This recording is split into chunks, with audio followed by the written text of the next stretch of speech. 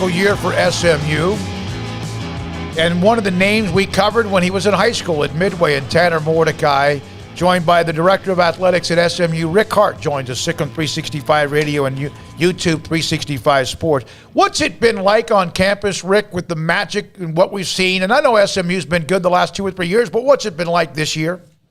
Yeah, well, I appreciate it. That was great to hear. I hadn't heard that call yet, but that never gets old. It's been fantastic, and I'll start with the campus. I mean, we've had 3 good years now in a row, three seasons, or at least on our way to a third. But I think last year, with the restrictions on attendance and just the game-to-game uncertainty about what was going to happen, that built up, emotion and energy has really spilled over into this season. And we've had about 4,000 students at each of our first 3 home games, which if you think about it, it's about 2/3 of our undergraduate student population. So it's really been incredible. People appreciate very much what Sonny's doing and really have been consistent in showing that support each home game. Rick, what's the job been like for you since you got to SMU? It's different than most athletic director jobs in that the history at SMU, trying to build that athletic program back to what you guys have been able to do. There's very few programs that have had to do it, and only one anything similar, and only one that's had to do what you guys have done. What's that been like? Well, it's been unique, but it's been great. From day one when I interviewed for the job, Dr. Turner, our president, who at that time had been here 17 years, and had really had a tremendous impact on the university, said to me, before I retire, I want to have a national ranked winning football and basketball program. And that was, and he supported that vision. Our alumni have supported that vision. And they've allowed us to really bring in the best coaches and invest in our facilities and develop a student athlete experience that I think rivals, the others that we have here in Texas. And so it's been terrific. It's been a journey. There have been moments, that are hard to even fathom that happened or that were real, both good and bad. But we knew it was going to be a process. And so, this is my 10th year at SMU. And I think those investments have paid off. And we're seeing that across the board. We've got nationally ranked soccer teams and golf teams and tennis programs and, football and basketball. So, it's been a joy, and we're not done. That's the best part, is we're still building, and I think the best is ahead of us. Well, one of those investments was your head football coach in Sonny Dykes, and obviously he was not coming into Dallas with a completely clean slate. He had some history, and people knew about Sonny Dykes and his football expertise, but what was it about him ultimately for you guys that you thought that what's going on right now was possible with Sonny Dykes at the helm? Well, interestingly, and I think Sonny and I have talked about this, Sonny was on our radar when the last time the job was open, when we ended up hiring Chad Morris, but we didn't think we could, get him out of Cal. And so we've known about Sonny and really thought highly of him for a long time. And he's just been terrific. I think, his experience throughout his career, every stop he's been, but being the head coach at La Tech and at Cal, I think have really, shaped him into the exact right leader for us. I mean, I can't imagine anyone who's done a better job, not just building the program and doing that through high school recruiting and the transfer portal, but also leading us through, a year that I hope we never have to face again with the pandemic and some of the social justice challenges and commitments. And he's just been, again, the right leader at the right time. And he and his family have made all the difference in trying to take our football program to a championship level. Rick, how much, and is it an everyday process with what's changed in college football since late July with Texas and Oklahoma, the SEC? You know what the Big 12 has done. I have said many times that I know SMU is on the radar. I don't know if they're on your radar, and that's also a question we have for you. But how much of that now occupies your time? Well, a lot. I spend, again, I touched on a couple things that have changed significantly over the past year. And then, now we've got name, image, and likeness, and we're all trying to figure out exactly what the Alston case means in terms of opportunities for our student athletes in the future. The NCAA is going through a reconstitution process. We don't know what that'll lead to, but that'll be additional change. And and then the conference landscape continues to shift. And going back to a previous question, we've made investments. Our goal is to be the best in our conference in everything that we do, and that'll continue to be the goal no matter what the conference is. But certainly, we feel like we have a program that can compete at the highest level and is competing at the highest level, and we hope that in the future that we'll be able to continue to do that. But that it occupies a tremendous amount of time, and that's a big part of the job because that heavily influences the ability for our coaches and student athletes to be successful. With SMU's administration, with you, the AD, Director of Athletics, and all, is it pretty much, does everybody have the same mission statement on what might be available going forward if, in fact, the Big 12 is open? Yeah, we do, and and that's the thing that makes it all. It gives you hope, and it really does give you belief. In addition to just having hope that that vision will become a reality, because there is that alignment.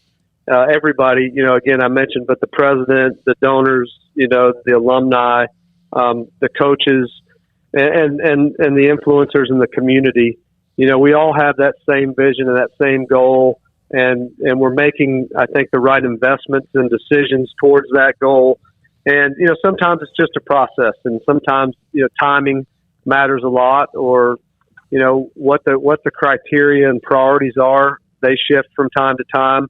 And so we're a very proud, founding member of the American Athletic Conference. And I take great pride in having been a part of developing that league from the beginning into what it is today, and having 3 teams that, have developed and are now moving on to the Big 12. I mean, we've come a long way, and I anticipate that we'll be able to continue to do that in the future. But certainly, and it's a balance, because you can't develop a league unless you're all in. And we've been all in on the American, and we'll continue to be.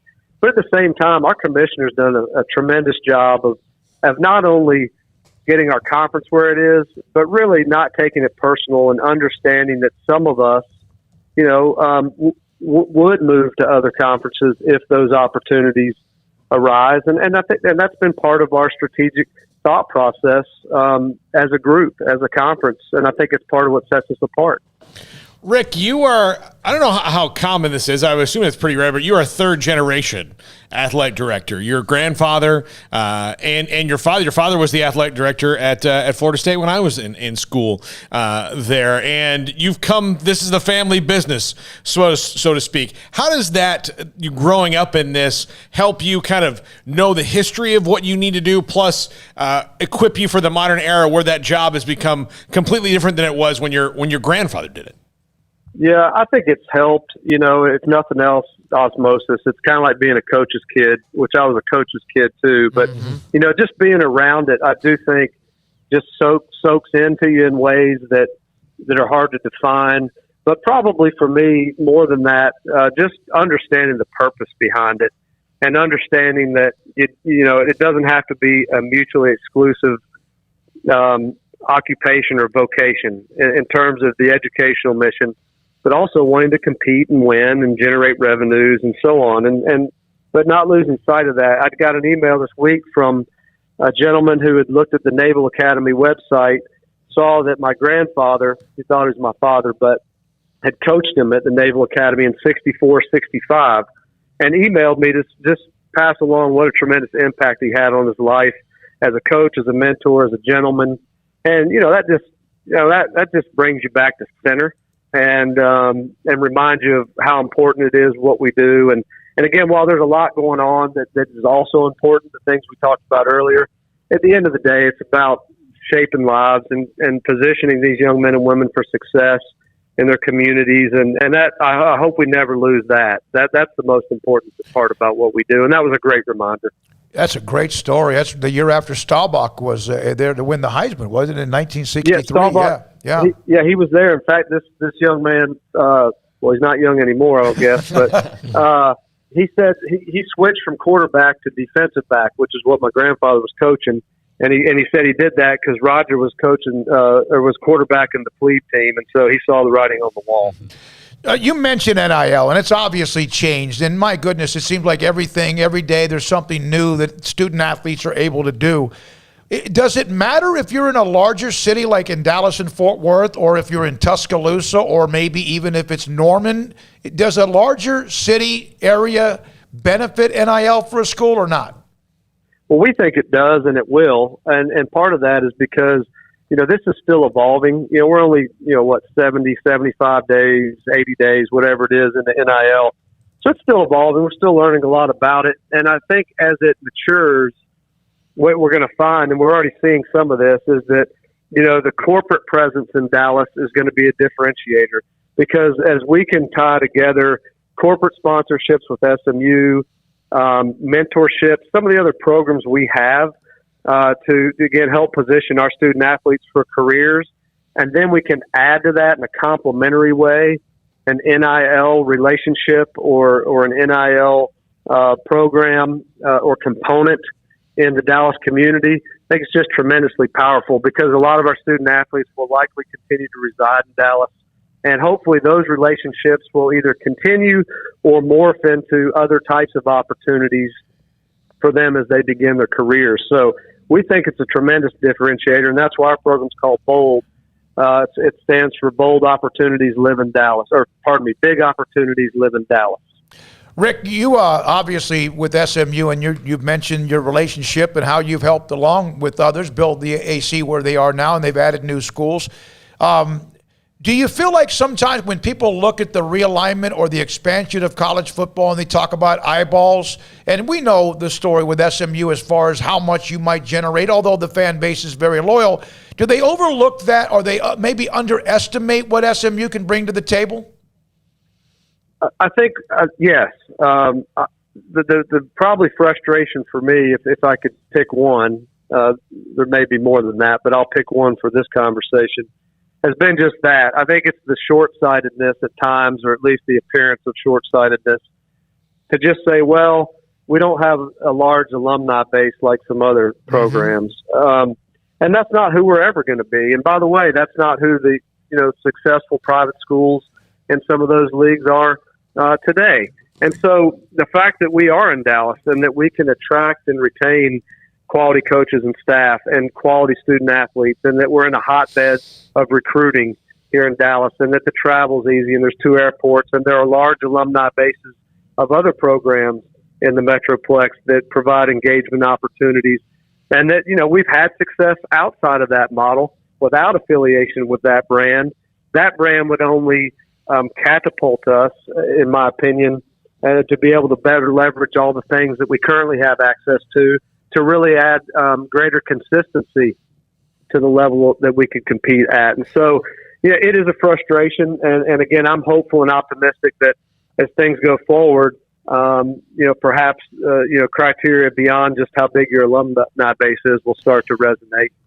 Well, if there's always 2 other private schools that are small too that are in the Big 12, that it would be a great. I think he was referring to that. Absolutely, make a lot of sense, right? Well, we think so, and it sounds like you guys do too. So again, maybe that thought will prevail. But in the meantime, again, I'll go back to we're grateful to be in the league we're in. We're going to focus on competing for championships. We've checked a lot of boxes in all of our sports, including football, that we haven't checked in decades. And the one that's still out there that we're committed to and passionate about is winning a championship in football. And if we do that, and this is why we say be the best in our conference. If we can be the best in our conference, we're going to be nationally relevant, and we're going to be among the nation's best. And that we can control. And that's what our focus is right now. You know what, Rick, we appreciate your time. And what SMU has done is phenomenal. You've been a part of that. Obviously, Sonny Dykes. We're huge fans of not just Tanner Mordecai, but many others. Continued luck. Thank you very much for your time. And hopefully we'll have you on again sometime soon by the end of the year. I'd love to do it. I hope I did a better job than my friend Jeff Trailer. I didn't get to listen to him, but I think he's probably funnier than I am, though. He had 4 one-liners than I do. No, that's what coaches can do now. That's what coaches can do. We always get a nugget about him personally from his brother who's on the staff. One time he talked about the bird feeder his wife made him put up in the backyard. And Jeff didn't know we knew that. Then there was a white couch that nobody could sit on. And I got a nugget from his brother Kurt that I didn't get to share, but I will with you since you brought it up. Something about the swimming pool that they need to finish it. His wife is on him, but it's football season, and she's trying to distract him a little bit from the X's and O's on this swimming pool. Well, now I gave away that secret as well, but I gave it to you, Rick. Thank you very much for your time. Appreciate you guys. All right, talk to you soon. Rick Hart, Director of Athletics at SMU. Did you guys listen to what he was saying? They're really happy with where they are, and they want to win that conference. But it sounds like that Rick Hart and SMU, and you kind of hear different stories of the administration, the AD, the athletes, student athletes, the school, the campus, the board of regents, or whatever they're called, and others, and donors and boosters, and it sounds like they've aligned. Sounds like they're ready to go. And Memphis. Where are you? Let's go, right? But that's great to hear from Rick Memphis. Hart. No, I'm just saying. Don't jab at Memphis. I know what you're doing, but I mean, come on now. Don't jab at Memphis. I mean, like they obviously I think they know by now that they need to get their ducks in a row, and they're not in the same place as SMU. But kudos to SMU for being, as it appears, to be ready to do whatever they need to do, whatever that is, absolutely, whatever that phone call is from whatever area code that is that says, hey, how about this future opportunity? SMU sounds like they're ready to jump on it. And if that doesn't come, which I think is unlikely, but if that doesn't come, then they sound like they are very well positioned to just dominate where they are right now.